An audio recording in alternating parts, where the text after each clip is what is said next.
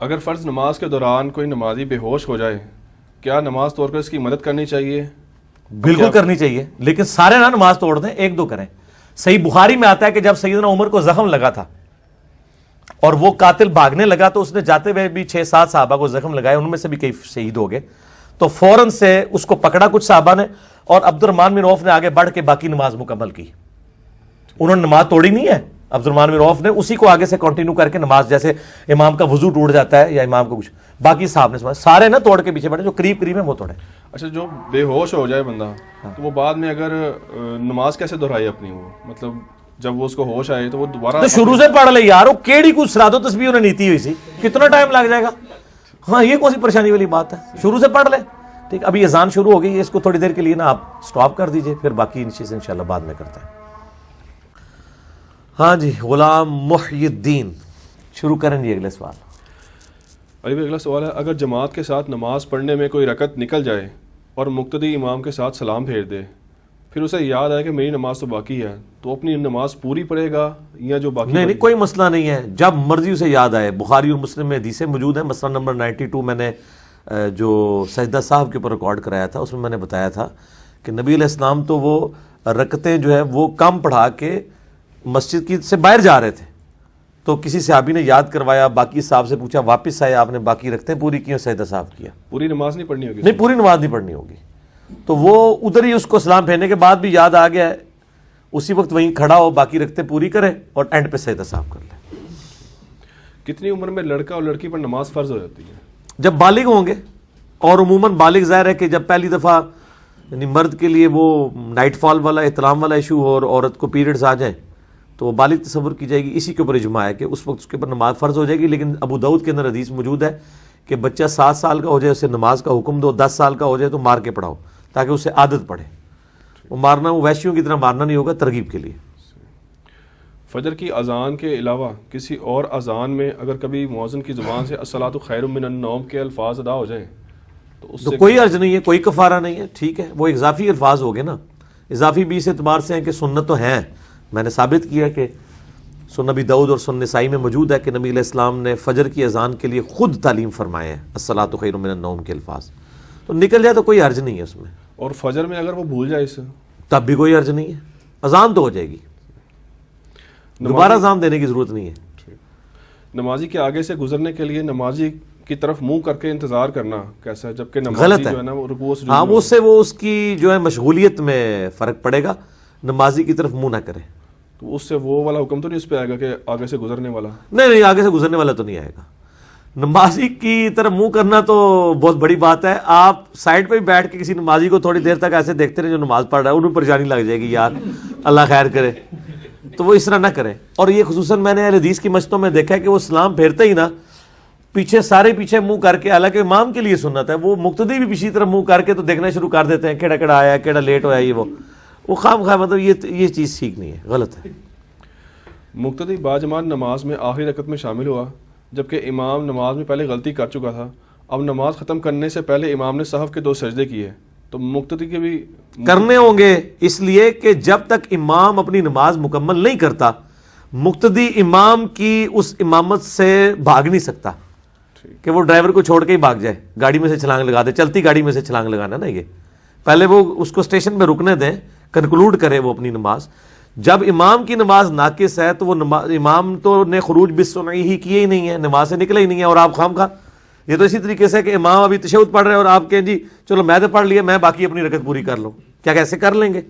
نہیں کریں گے۔ تو اس کو جو غلطی لگی ہے، غلطی سے اس کی نماز ناقص ہوئی ہے، جب تک وہ اپنی نماز مکمل نہ کر لے، سلام دونوں نہ پھیر دے، آپ نہیں اٹھ سکتے،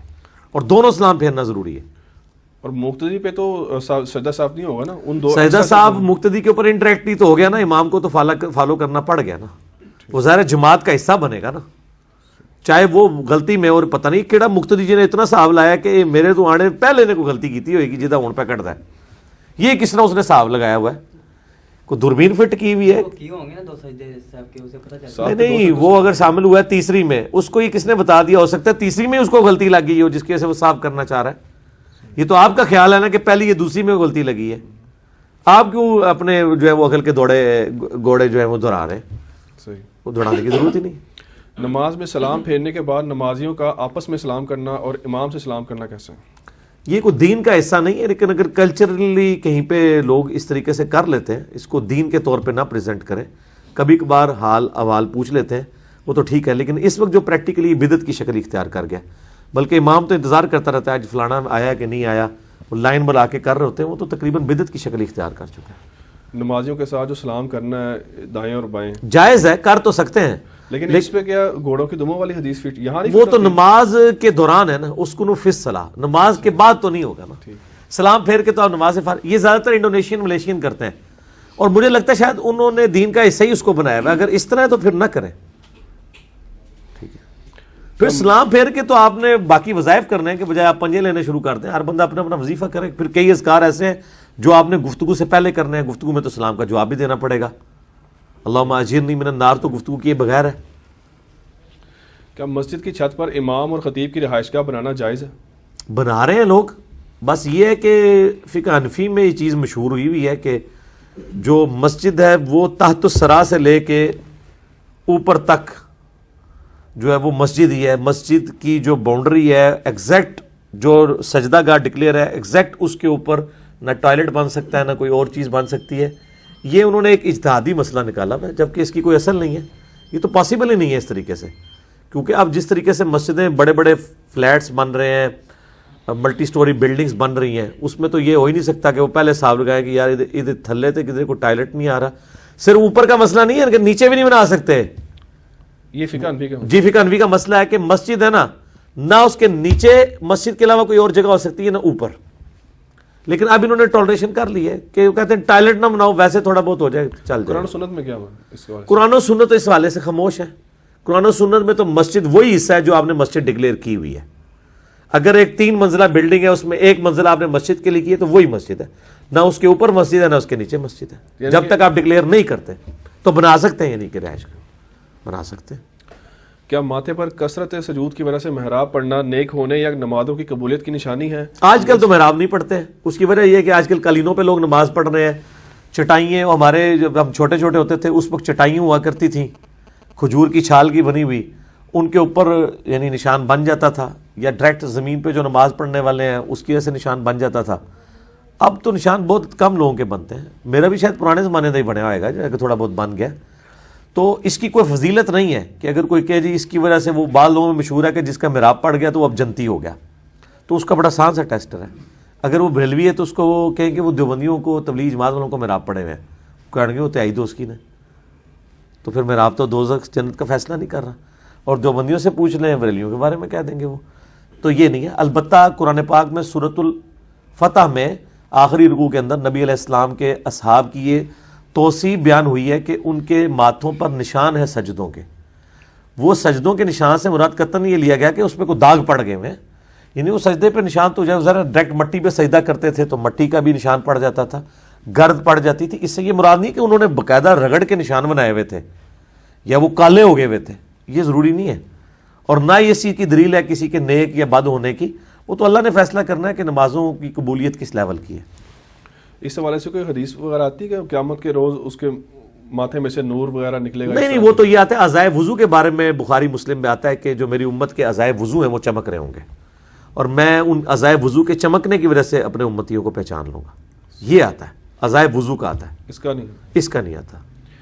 اگر کوئی شخص با جماعت نماز میں لیٹ ہو جائے اور پہلی صف میں امام کے بالکل پیچھے بچے موجود ہوں تو کیا بچوں کو نماز کی حالت میں ایک طرف کر دینا چاہیے، ضرور کرنا چاہیے، کوئی حرج نہیں ہے۔ نماز میں آگے پیچھے دائیں بائیں ہونے سے نماز نہیں ٹوٹتی جب تک آپ کا سینہ قبلے سے نہیں پھرا، تو بچوں کو سائڈ پہ کر دینا چاہیے۔ اس طریقے سے اگر نماز ہو رہی ہے اس میں سے کسی کا وضو ٹوٹ گیا اور وہ نکل گیا، اب وہ باقی دیکھتے رہتے ہیں کہ پیچھے سے کوئی آئے گا، بعض کا دوسری صف میں کوئی بندہ ہی نہیں ہوتا کہ آگے فل کرے، تو فوراً جو ساتھ والے ہیں وہ اپنے دائیں بائیں ہو کے اپنی صف کو مکمل کریں، کوئی فرق نہیں پڑتا اس سے۔ صحیح بخاری میں حدیث موجود نہیں ہے